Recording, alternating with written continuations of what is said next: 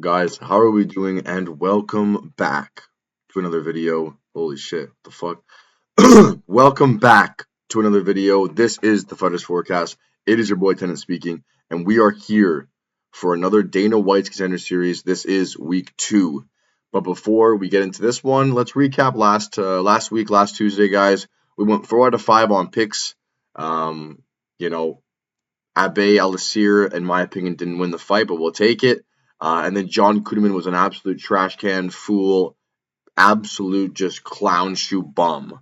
That guy, if that guy ever gets back on the show, I want you guys to remember the name John Kuhneman. If that guy ever gets back on the show or ever somehow enters the UFC, he's an automatic fade because this guy made his whole name, his whole career off wrestling and grappling scrambles and transitions, and he did not attempt a takedown. I've never seen this. That's like saying, I play soccer, but I'll just try out fucking football and just do that for the weekend. I know that made no fucking sense, but I'm fucking pissed right now because John Kuhneman sold the perfect fucking card. All he had to do was shoot takedowns like he always does in every single one of his fights that he's fought in. He absolutely abandoned his best trait, and he got fucking beat up for it. And I'm happy he did because fuck John Kuhneman. That guy's a clown, and he's a future fade for sure. Everyone else was cooking, though. We had Bilal Hassan in the first round. We had Wint in the first round. We had Abe Al-Assir by decision, which I don't think he won, but he did, so we'll take it. And then fight of the night was Tom Pagliarulo against Malumba. That was an absolute banger back and forth. We cashed our dog in Tom Pagliarulo here, and that was fantastic. So we did go 4 to 5, and we also got 4 to 5 finish predictions correct. So all those 4 fights that I predicted correct, I got the finish correct as well. But John Kuhneman's a bum and didn't get him right for money line or finish. So fuck John Kuhneman. Anyways, we are here to break down Dana White's Contender Series week number 2. If you guys are wondering what about the UFC, I'll break that down in next Wednesday or Thursday's video whenever I put it out. A very rough card for me, I'm not going to lie. I had some bunch of fighters that I thought were going to win, did not win. We had Maktabek Orablai lose. We had Mansour Abdul Malik lose. We had Joel Alvarez lose. A very, very, trash card for your boy, I'm not going to lie. That was my first trash card in quite a while. You could ask Steven that. Like, he's been tailing me, and we're going 1 off, 2 off, 1 off, 1 off. We're going to bounce back, though. We're going to get cooking for this week, but this is Fazil against Brito in Dana White Contender Series Week 2. This is one of the most higher level matchups in the Dana White Contender Series for Fazil versus Brito. Both these guys are serious prospects and names you have to watch out for later on in the UFC. But like always, we start breaking fights down from the bottom to the top. First fight of the night, we have Tanner Tremblay against Roman Puga. Guys, this is a really, really good fight to open up the card, and this is a really hard one for me to pick, to be honest. This is a classic striker versus grappler here. Roman Puga is the striker in this matchup. He has very, very nice combinations to the body, to the head. He loves to throw volume as well in his punches, and he hits pretty hard if he lets it go. The problem with Roman Puga is, though, he gets taken down. But he can scramble here. And against a guy like Tanner Tremblay, a guy who is a grappler, who is a wrestler, who has good entries and good takedowns and good control time, Tanner Tremblay here, in my opinion, for me, guys, it could be a biased thing. I favor the wrestler because they can take the fight down to wherever they want to go. And Tanner Tremblay is definitely better on the ground here. But if Tanner Tremblay gasses and can't really dominate Roman Puga on the ground, Roman Puga is the better striker for sure. Like, if this is on the feet, guys, for too long, and this could be a weird John Kuhneman thing, because like I'm saying here, Tanner Tremblay needs to wrestle. And if he does, I think he's good. I think he wins a decision or by submission in this matchup here. But if Tanner Tremblay thinks he's fucking Floyd Mayweather and he wants to box the entire time, he's going to get put out cold by Roman Puga, as he is the better striker here. But I'm going to trust that this guy's not John Kuhneman, that this guy is going to wrestle and he's going to take this guy down at will, at bay. He's going to keep scrambling and transitioning on top, looking for an arm triangle or a rear naked choke on Roman Puga here. I am going Tanner Tremblay in this matchup by decision or submission. Next fight, we have the return of Muhammad Ali and the return of Alik Lorenz. If you guys did not know, both these gentlemen were on the Dana White's Contender Series last year.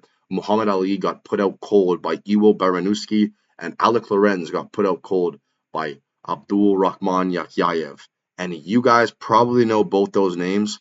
If you are in UFC, those are two really big prospects in the 205 division.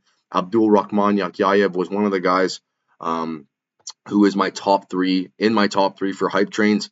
I think Abdul Rahman Yakyayev is really special here, and he just absolutely put belt to ass to Alec Lorenz in that matchup. And Alec Lorenz is taking on Muhammad Ali. Alec Lorenz is not really a grappler here. He's more of a striker. He has massive power in his hands as well, but his punches aren't smooth. They're not great combos.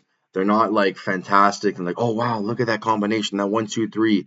He kind of is a guy that stands there and he'll dip and he'll throw that overhand right and he'll try and connect with your skull to put you out cold.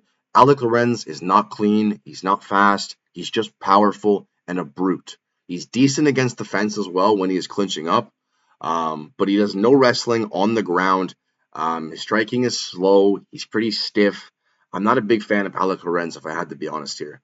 Muhammad Ali got put out by Iro Baranowski in the first round, and Muhammad Ali was a favorite in that original matchup here.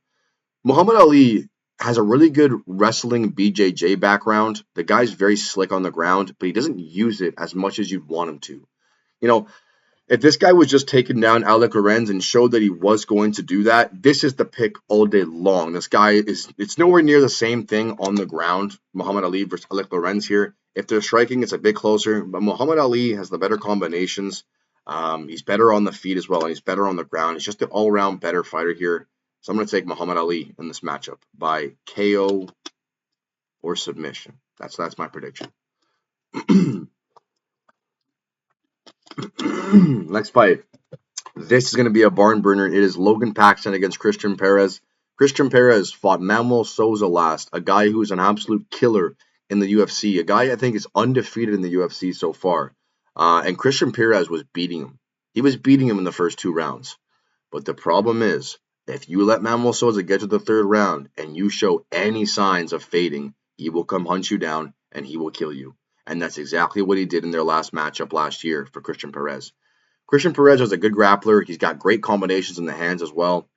A guy who is young, who the UFC want to sign because Christian Perez was supposed to be in the UFC, but he had visa issues, he had contract issues, and they did not elect to sign him. They put him on the Contender Series against Souza, and he got put out cold in the 3rd round. But he's fighting Logan Paxton here, a guy who's not bad, to be honest. I don't mind Logan Paxton at all. I think Logan Paxton's a decent wrestler. He's got okay hands, and he's just a madman. He will come forward. He will throw on the offensive foot, but the striking is not. He's not better than Christian Perez. The combinations are not better. He's not as fast. He hits just as hard. I'll give him that, but he's not as slick. He's not as defensively sound as Christian Perez here. The only thing I worry about is Christian Perez's cardio here. But I think Manuel Souza was a different breed. Fighting Christian Perez there, I think he comes back against Logan Paxton and wins by KO or decision or submission in this matchup. I just think he's the better fighter wherever this fight goes, unless Logan Paxton just nut hugs him against the fence and stuff. But I got Christian Perez in this matchup by KO or submission. Next fight, we have Douglas Rodriguez against Trent Miller. And when you look at Douglas Rodriguez's tape, he reminds me of one guy, maybe two. Mauricio Ruffi, he reminds me of because he's a very low volume guy, but will throw with absolute ill intent. Or he reminds you of Ryan Gandra, who probably is a better a better guy to compare to because Ryan Gondra is in 185, very similar, the same weight class. Douglas Rodriguez loves to stand there and march forward with his hands rocking like this, and he'll just throw and unload absolute winding of hooks. It's very fun to watch, to be honest. This guy really doesn't give a fuck who's in front of him. He's going to march forward. He's going to try and take the guy's head off here. He's got great, powerful shots. For this 185 division. A very, very similar mirror image of Ryan Gandra, guys. If you don't know who Ryan Gandra is, he has a bunch of wins in the UFC so far, all by KO, because he just throws absolute haymaker hooks that connect. And that is Douglas Rodriguez here. And he's fighting Trent Miller. Trent Miller, a guy that's not that good. I'm not going to lie to you guys. I'm not a big fan of Trent Miller. I think Trent Miller's got decent power. He's got okay wrestling here, but he's not the better fighter than Douglas Rodriguez in this matchup, in my opinion. I think Trent Miller struggles here. He will struggle at distance against Douglas Rodriguez. Rodriguez has nice kicks, but the wide hooks are going to play a key in this matchup here. Trent Miller's got okay striking defense, but it's not going to be enough. He's going to hurt Trent Miller early here in this matchup. I think he wins this fight by KO. So give me Douglas Rodriguez in this matchup. This last fight, guys, is a top tier fight. These two prospects are serious prospects in that are supposed to go into the UFC. It is Namo Fazil representing Kyrgyzstan against Kaik Brito. Namo Fazil, a guy who represents Kyrgyzstan, very big in the Middle East. This guy comes forward and he talks a lot of shit, man. And this guy backs it up most of the time. You know what I mean? Namo Fazil will talk a lot of shit. I think there's been a lot of like chipping at each other between these two guys. So they should be just getting out there and throwing down. Namo Fazil is a very, very interesting fighter to break down because he doesn't really have a set fight style. This guy goes in there and he just fights. He goes to where the opponent is weaker, which I love in a fighter. Namo Fazil is a good grappler, a good offensive grappler. He's got nice striking as well. And Namo Fazil is a combination striker. It's a big difference here in this matchup. Fazil is a combination fighter. Brito is a 1 or 2 punch hammer fighter. And what that means is Namo Fazil is kind of like a Ty Miller. He goes forward, lots of combinations, just throwing strikes out there to get in your face, making you block it, making you react. And Kaik Brito is a guy who runs forward and throws everything he does into all his shots. He tries to put you out cold. I like Namo Fazil in this matchup because I don't think Kaik Brito is going to try and wrestle. Even if he does, I think Namo Fazil is the better wrestler here, is the better grappler here. And I think he's stuffed the takedowns, and he will absolutely wear on Kaik Brito in this matchup. The first round, Kaik Brito is going to be dangerous, but I think Namo Fazil is going to get going. He's going to have the volume in this matchup against Kaik Brito. He's going to land at will, especially in rounds 2 and 3, and I think he finds a late finish or he wins by decision. So give me Namo Fazil by late finish by KO or by decision. So guys, just reiterating the picks here, we have Tanner Tremblay as the first pick. That is the dog of the night. It is Tanner Tremblay by decision or submission. We have Muhammad Ali by KO or submission. Christian Perez by KO or submission. Douglas Rodriguez by KO. And Namo Fazil by KO or decision in these matchups, guys. That is the pick. It is one dog. It is 4 favorites here. I do like this card. Obviously, guys, this is regional MMA, so nobody really knows like how these guys are going to fare in these matchups against actual comp. But a lot of these guys are returning, but they're returning for a bad reason. It's because they lost. So we're going to hopefully cook in this match. Hopefully we go 5 for 5. And yeah, we'll hopefully it's a good fight card yet again because the last one was fantastic. But I'll see you guys in the next one for the UFC. I think it is Rodriguez versus Fluffy Hernandez. And I'll see you guys in the next one. Peace.